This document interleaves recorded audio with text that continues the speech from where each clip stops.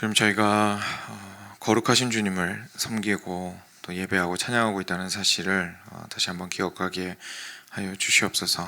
이 아침 저희가 참 주님 앞에 나오는 것은 거룩하신 주님 앞에 나오는 것이며, 그래서 주님 앞에서 우리가 성결하기 위하여 참 말씀 앞에 서고 기도하며 찬양하고 또 형제들과 함께 자매들과 함께 서로 격려하며 시간을 걸어가 나가는 것이라는 사실을 저희로 다시 한번 기억하게 해주시기를 간절히 간구드립니다.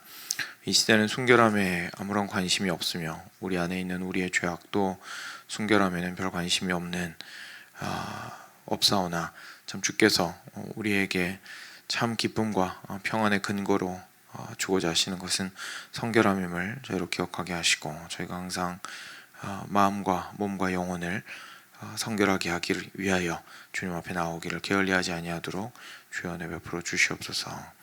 주님, 오늘도 말씀하여 주시기를 기대합니다. 주님의 말씀을 듣고 저희의 삶이 변화되어지며 더욱더 주님의 거룩하신 그 성품에 조금이나마 더 닮아가는 우리들 되도록 하여 주시옵소서. 감사하며 우리 주 예수 그리스도의 이름으로 기도드렸습니다. 아멘. 네, 민수기 5장 같이 보겠습니다. 민수기 5장 11절부터 31절입니다.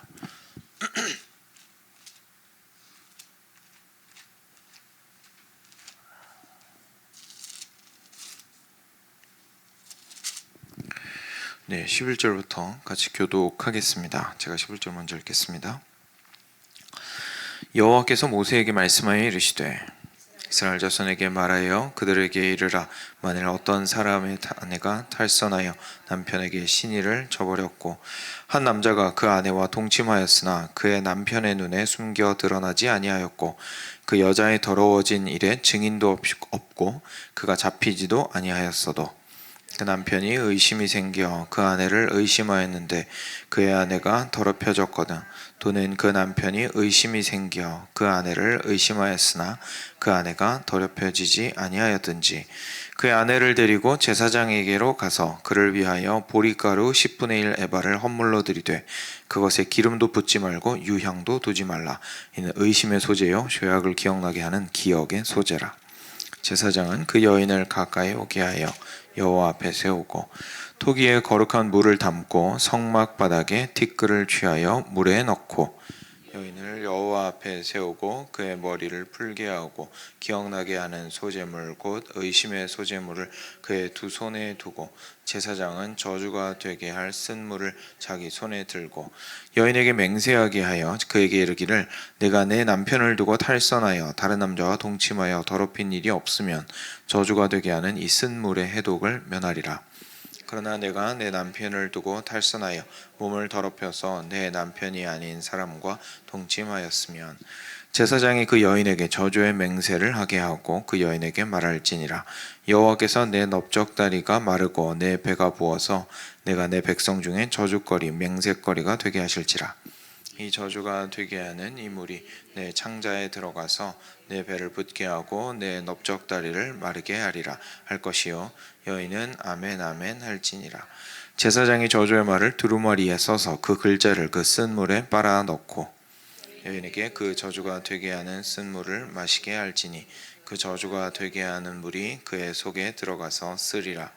제사장이 먼저 그 여인의 손에서 의심의 소재물을 취하여 그 소재물을 여호와 앞에 흔들고 제단으로 가지고 가서 제사장은 그 소재물 중에서 한 움큼을 취하여 그 여자에게 기억나게 하는 소재물로 제단 위에 불사르고 그 위에 여인에게 그 물을 마시게 할지라. 그 물을 마시게 한 후에 만일 여인이 몸을 더럽혀서 그 남편에게 범죄하였으면 그 저주가 되게 하는 물이 그의 속에 들어가서 쓰게 되어 그의 배가 부으며 그의 넓적다리가 마르리니 그 여인이 그 백성 중에서 저주거리가 될 것이니라. 그러나 여인이 더럽힌 일이 없고 정결하면 해를 받지 않고 의심하리라. 이는 의심의 법이니 아내가 그의 남편을 두고 탈선하여 더럽힌 때나 또는 그 남편이 의심이 생겨서 자기 아내를 의심할 때에 여인을 여호와 앞에 두고 제사장이 이 법대로 행할 것이니. 함께 읽겠습니다. 남편은 무죄할 것이요 여인은 죄가 있으면 당하리라. 아멘. 네. 좀 신기한 말씀이죠. 같이 보겠습니다.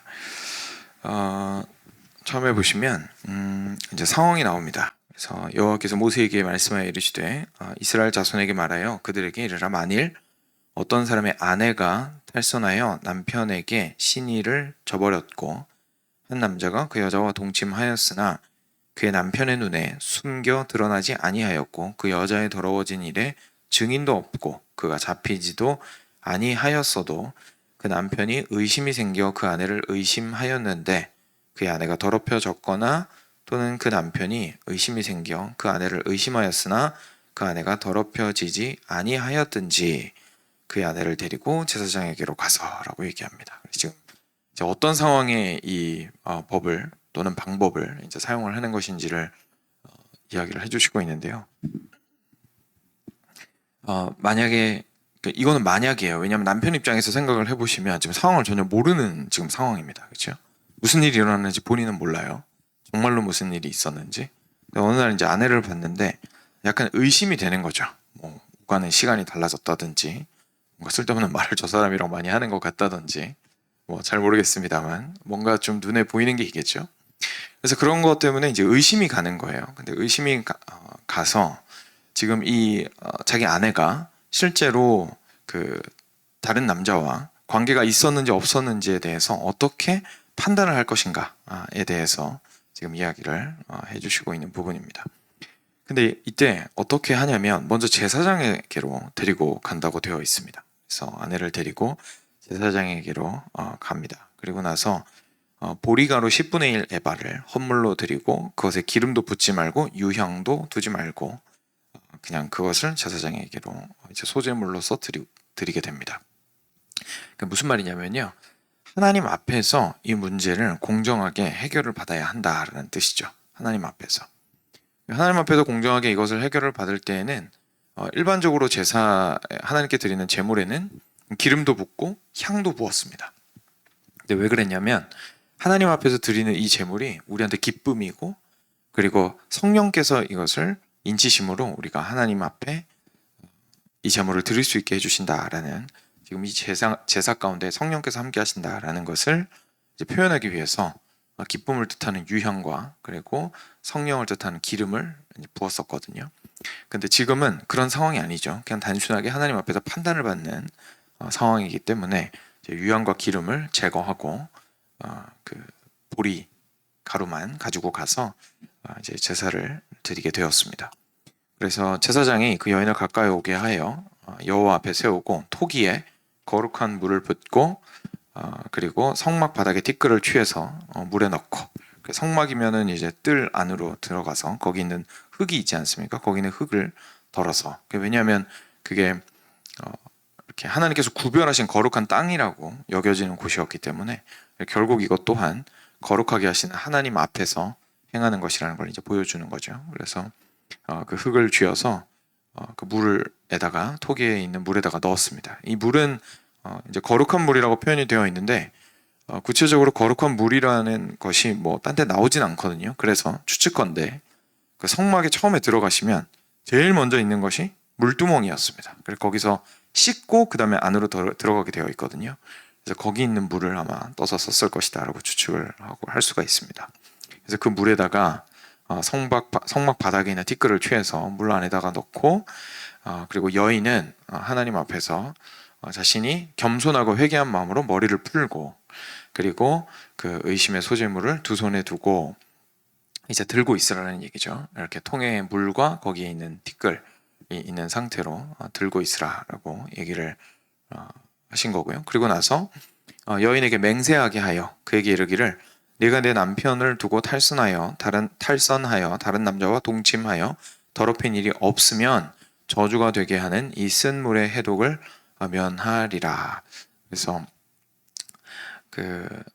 이 물이 너에게 아무런 어려움도 주지 않을 것이다. 만약에 죄를 짓지 않았다면. 근데 반대로 그러나 내가 내 남편을 두고 탈선하여 몸을 더럽혀서 내 남편 아닌 사람과 동침하였으면 여호와께서 내 넓적다리가 마르고 내 배가 부어서 내가 내 백성 중에 저주거리 맹세거리가 되게 하실지라. 그래서 이제 배는 그 아이를 뱄을 때 결국은 배가 불러지고 그리고 배라는 것은 본인의 내면을 의미합니다. 그렇죠? 그래서 그 배가 부르게 되고, 넓적다리는 아마도 그 저기 성적 기관을 아마 의미하는 것으로 이렇게 완곡하게 표현한 것으로 보입니다. 그래서 실제로 자기가 죄를 지은 것이 자기에게 다시 벌로 돌아올 것이다 라는 의미로 이제 배가 붓고 그리고 넓적다리가 마를 것이다 라고 이야기를 하시는 것이죠. 그래서 태가 막히고 그리고 아프게 될 것이다, 벌을 받을 것이다 라는 얘기입니다. 이 저주가 되게 하는 이 물이 내 창자에 들어가서 내 배를 붓게 하고 내 넓적다리를 마르게 하리라. 이렇게 이제 제사장이 불러주면 여인이 그 말을 이제 그대로 받고 아멘 아멘 하라고 하는 겁니다. 그래서 이 아멘이라는 거는 믿습니다라는 뜻이거든요, 히브리어에서. 근데 이 단어는 번역이 안 되고 신약으로 바로 그대로 넘어갔습니다. 그래서 신약에서는 아멘이 다른 언어임에도 불구하고 똑같이 아멘이라고 하고 있고, 저희 한국말에서도 그냥 아멘이라고 하고 영어에서도 그냥 아멘이라고 하는데 다 히브리어에서 온 겁니다. 그래서 믿습니다라고 해서 이제 지금 제사장이 입에 넣어준 그 말을 이제 자기 것으로 받으란 얘기죠.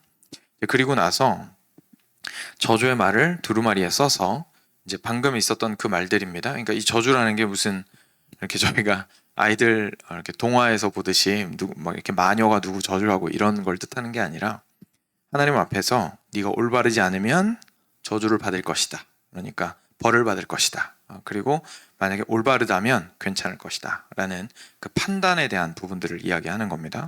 그래서 그거를 이제 써서 그 글자를 그 쓴 물에 빨아놓고, 그러니까 그 지금 여인 손에 들고 있잖아요. 근데 거기다가 그 말씀을 이제 넣어서 적시라는 얘기죠.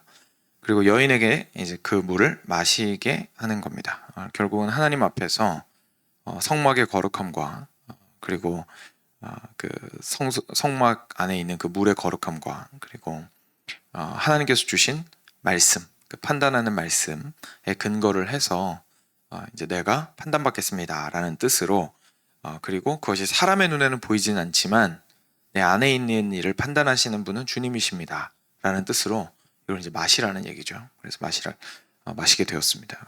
마시게 되면 이제 마시게 되고요. 그 다음에 25절에서 제사장이 그 여인의 손에서 의심의 소재물을 취하여 그 소재물을 여호와 앞에 흔들고 제단으로 가지고 가서 한 움큼 취하여 그 기억나게 하는 소재물로 제단 위에 불사르고 그 후에 여인에게 그 물을 마시게 할지라, 이렇게 되어 있습니다. 그러니까 그 여인이 물을 마시기 전에 먼저 소재를 드렸던 것이죠. 그래서 손에 들고 있었던 보리 가루 10분의 1 에바를 가지고 가서 하나님 앞에서 하나님께 올려드린다라는 뜻으로 이제 흔들고요, 그 앞에서. 그리고 나서 한 움큼 쥐어서 던진 다음에 그 제단 위에서 불살랐습니다. 그리고 나서 이제 여인은 물을 마셨죠. 그래서 그 물을 마시게 한 후에 만일 여인이 몸을 더럽혀서 남편에게 범죄하였으면 저주가 되게 하는 물이 그의 속에 들어가서 쓰게 되어 그의 배가 부으며 그의 넓적다리가 마를 것이고 그리고 백성 중에서 저주거리가 될 것이다. 만약에 여인이 더럽힌 일이 없고 정결하면 해를 받지 않고 임신하게 될 것이다. 다시 말해서 오히려 더 축복을 얻게 될 거라는 거죠. 그 생명을 얻게 될 거니까요. 그래서 이는 의심의 법이니 아내가 그의 아내를 두고 탈선하여 더럽힌 때나 또는 그 남편이 의심이 생겨서 자기의 아내를 의심할 때에 여인을 여호와 앞에 두고 제사장이 이 법대로 행할 것이라 라고 이야기를 하시고 있습니다. 네, 굉장히 좀 독특한 말씀이고 약간 비슷한 느낌의 말씀을 찾아보기도 쉽지 않은 것 같습니다. 그죠? 그래서 굉장히 독특한 부분인 것 같은데요. 근데 이 말씀을 통해서 저희가 중요한 사실들을 좀 알 수가 있습니다. 먼저 첫 번째로는 하나님의 거룩하심입니다. 하나님의 거룩하심. 왜냐하면 그 하나님의 거룩하심이요, 지금 현재 이 남편과 아내의 관계 가운데까지 깊이 있게 미쳐 있는 것을 저희가 보게 됩니다. 하나님의 백성의 거룩하심이라는 것은 가장 은밀하고 내밀한 곳까지 미쳐야 하고 미치고 있다는 사실을 저희에게 이제 보여주시는 거죠. 사실 부부가 함께 그냥 사는 것뿐만 아니라 이제 침대에서 일어나는 일은 정말로 가장 내밀하고 두 사람만 알고 있는 것들입니다. 근데 그러한 모든 영역에 이르기까지 하나님께서 말씀하시는 그 거룩하심은 모두가 다 미쳐야 한다라고 이야기를 하고 있는 거죠. 하나님께서 죄를 판단하시는 것이지 인간에게 드러났을 때에 사람들 앞에서 내가 어떤 모습으로 드러나느냐가 우리의 죄를 결정하는 것이 아닙니다. 그래서 지금 상황 같은 경우에는 사실 겉으로 드러난 건 아무것도 없는 상황입니다. 그렇죠? 지금 근거가 된 게 의심 말고는 아무것도 없거든요. 그냥 물론 뭔가 행동이나 말투나 이런 게 달라졌으니까 의심을 한 거긴 하겠지만 일단 물증은 없는 상태입니다. 그리고 할 수 있는 말은 야, 너 좀 이상하다 말고는 없는 거예요. 근데 그 상황에서도 하나님께서 이렇게 이런 절차를 제시하신 것은 저희한테 지금 그대로 따르라는 말씀은 아니시지만 이걸 통해서 저희한테 깨달으라고 하시는 거죠. 이것이 하나님 앞에서 올바르게 부부간의 관계와 부부간의 그 거룩함을 유지하는 것이 얼마나 중요하고 하나님 앞에서 이것이 이루어져야 하는 것인지에 대해서 다시 한번 저희에게 굉장히 경각심을 주시는 겁니다. 그래서 이 시대는 사실 결혼을 거룩한 것으로 별로 여기지 않습니다. 거룩한 분위기는 내는 걸 좋아하죠. 그래서 이제 젊은이들이 결혼할 때 거룩한 분위기를 내는 건 좋아합니다만 실제로 결혼 생활이 거룩한가에 대해서는 별로 관심이 없습니다. 이 거룩함 안에는 당연히 안에서는 서로가 서로를 향한 의무와 책무를 다 하는 것을 포함을 하고 그리고 결혼 바깥을 향해서는 이 결혼을 지키는 것을 포함을 하겠죠. 그래서 이 결혼이 함부로 이렇게 다른 관계에 의해서 무너지거나 그리고 이렇게 침해당하지 않도록 항상 자신을 지키고 그리고 상대방과 깊은 사랑의 관계 속에서 온전히 하나가 되어가는 것을 모든 영역에서요 그렇게 하는 것이 그냥 중요하다는 것을 우리한테 말씀해 주시고 있습니다. 근데 세상은 그렇지 않기 때문에 저희도 모르게 그리스도인인데도 저의 결혼 생활에 대해서 사실 굉장히 관대한 부분이 많이 있는 거죠. 이럴 거면 그냥 이렇게 쉽게 우리가 결혼 관계가 깨어지는 부분에 있어서나 아니면 외부의 영향력이 결혼 안으로 들어오는 것에 대해서 굉장히 좀 여유롭고 관대하게 생각을 하는 경우들이 많이 있습니다. 그렇지만 결혼 관계 자체가 하나님께서 처음에 주신 관계라는 걸 저희는 꼭 기억을 할 필요가 있습니다. 아담과 하와를 한 몸으로 살아가라고 만드신 분은 하나님이시거든요. 그래서 결혼은 사람이 만든 제도가 아니기 때문에 하나님께서 하나로 하신 것을 사람이 함부로 깨뜨릴 수가 없는 거죠. 그래서 사람이 너무 자신의 그 부부 관계에 대해서 자유롭게 생각하고 뭐 다들 그러는데 라고 생각하면서 겉돌거나 또는 깨뜨리는 그 결혼 관계를 깨뜨리거나 침범하는 것을 아무렇지도 않게 생각하는 것은 굉장히 심각한 문제입니다. 그래서 두 번째로 저희가 보게 되는 건 어느 정도 심각한 문제인지를 오늘 확인을 하게 되는 거죠. 이게 그냥 단순히 겉으로 물증이 있을 때만 이걸 판단하는 게 아니라 의심이 들 때에 확실하게 하라라고 말씀하신 것 자체가 이 문제가 얼마나 중요한지를 우리한테 보여주시고 있습니다. 다시 말해서 이 말을 뒤집어 보면 부부 관계는 정말로 신뢰가 중요하다는 것을 저한테 말씀해 주시는 거죠. 서로가 서로를 믿어야죠. 안 믿고 의심하고 있으면 이 관계 자체가 너무나 쉽게 깨어질 수밖에 없는 겁니다. 그러니까 그런 의심이 들어왔을 때에 이 문제를 확실하게 해결을 할 수 있도록 이 절차를 허락을 해주신 거죠. 그래서 하나님 앞에서 이 절차를 따라서 행했을 때 의심이 해소가 되면 이 두 사람의 관계는 어떻게 될까요? 오히려 더 기쁨이 있겠죠. 그리고 더 깊이 있게 하나가 될 수 있는 더 이렇게 진흙이 마른 이후에 더 단단해지는 그런 효과를 낳을 수 있을 겁니다. 근데 만약에 정말로 그런 참 불미스러운 일이 발생을 했었다면 그렇다면 이 결혼 관계는 유지되기가 좀 어렵겠죠. 그래 그 상황 속에서 이제 하나님께서 이 여인을 벌하실 것에 대해서 이야기를 하시고 있는 겁니다. 그래서 우리가 그 결혼 안에서 우리가 가지게 되는 남편으로서 그리고 아내로서 마땅히 행해야 할 것들과 그리고 온전히 하나를 이루기 위해서 노력해야 되는 그 모든 부분들이 하나님 앞에서의 거룩함으로써 저희가 지켜나가야 할 것이며 그 중대함이 참 크다라는 것을 제가 좀 다시 한번 기억해 볼 필요가 있습니다.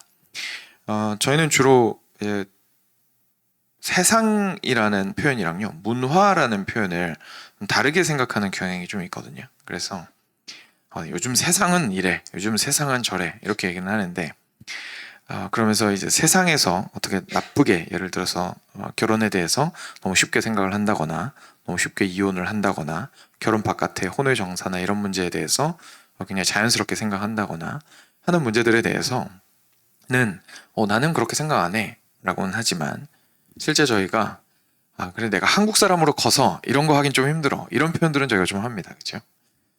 근데 사실 생각해 보면 그것도 세상입니다. 한국 문화도 세상입니다. 그죠? 그러니까 결국 저희가 그 남편의 역할, 아내의 역할을 문화적으로 해석하기보다, 그리고 내가 생각할 때 괜찮아, 내가 생각할 때 나는 이렇게 컸기 때문에 이렇게 할 수밖에 없어 라고 남편과 아내의 역할을 규정하기보다, 하나님께서 남편과 아내를 어떻게 규정하시고 어떤 모습이기를 원하시는지를 저희가 좀 기억하면서 그 하나됨을 온전히 추구하는 것이 저희들에게 굉장히 중요하겠습니다. 그리고 마지막으로는 이렇게 이런 절차들을 하나님께서 허락하신 이유가 있습니다. 뭐냐면 방금 말씀드렸던 거랑 연결이 되는 건데요. 사실은 생각해 보시면 의심이 있을 때요. 의심이 있을 때 남자 입장에서, 특히 고대 사회에서, 요즘은 그렇진 않지만 고대 사회에서 남자 입장에서는 이 여인을 버리기가 좀 쉽습니다. 왜냐하면 결국 먹고 사는 거 해결하는 사람은 남자고, 돈을 벌어오는 사람도 남자고, 그리고 실제 물리적인 힘이 센 사람도 남자고, 사회적으로 힘센 사람도 남자입니다. 그리고 이런 일이 발생을 하면 여자가 제일 먼저 손가락질을 당하게 되고, 이 의심했다라는 것만으로도 여자는 굉장히 어려운 상황에, 다시 자기 명예를 회복하기 어려운 상황에 처할 수밖에 없게 됩니다. 그렇죠? 남편이 만약에 못됐어요. 어떻게 못돼가지고 의심을 한 다음에 정말로 물증이 없고 의심밖에 없는데 막 몰아가요, 사람을. 몰아가고 막 장인장모 찾아가고 그래갖고 문제 키운 다음에 결국 이혼해요. 그러니까 이런 방법들이 충분히 가능했었습니다. 그런데 이제는 그렇게 하나님께서 이런 절차를 주신 것이 오히려 벌을 받아야 한다면 마땅히 받고, 그렇지 않다면 그것이 함부로 힘 있는 자에 의해서 마구 이렇게 벗어나지 않고 오히려 그 관계를 더 끈끈하게 유지할 수 있도록, 이제 남편 입장에서는, 왜냐하면 의심할 수 있는 근거가 없어지는 거잖아요. 하나님 앞에서 아무도 모르는 일을 검증을 받았으니까요. 그래서 그것들에 대해서 확실하게 서로 사랑의 관계를 유지하라고 이런 절차들을 허락을 하셨다라고 저희가 볼 수가 있습니다. 그래서 오늘 말씀을 통해서요, 저희가 좀 저희 자신들의 삶과 그리고 저희의 생각을 좀 돌이켜 보았으면 좋겠습니다. 저희 삶은 실제로 뭐 큰 문제가 없을 수도 있습니다. 그렇죠? 겉으로 드러나는 문제는 저희가 그렇게까지 없을 수도 있는데, 그렇지만 저희의 생각은 좀 여유로울 수도 있습니다. 세상이 하는 생각과 이런 것들에 대해서 열려 있을 가능성도 있거든요. 근데 생각이 열려 있으면 사실 실제 행동도 열려 있게 될 수밖에 없고, 그리고 그런 부분에 있어서 하나님 앞에서 올바르게 행하기가 참 쉽지가 않을 겁니다. 그래서 우리가 이 시간 하나님께서 허락하신 나의 아내와 나의 남편에 대해서 얼마나 신실하고 그리고 섬세하게 그리고 온전히 하나 되고자 하는 마음으로 서로를 바라보고 있는가에 대해서 다시 한번 생각해 보시면 좋겠고요. 그 안에서 하나님께서 허락하시는 신뢰로 온전히 하나가 될 수 있기를 위해서 간구하시면 좋겠습니다. 네, 그러면 들으신 말씀 기억하시면서 함께 주님께 나아가도록 하겠습니다.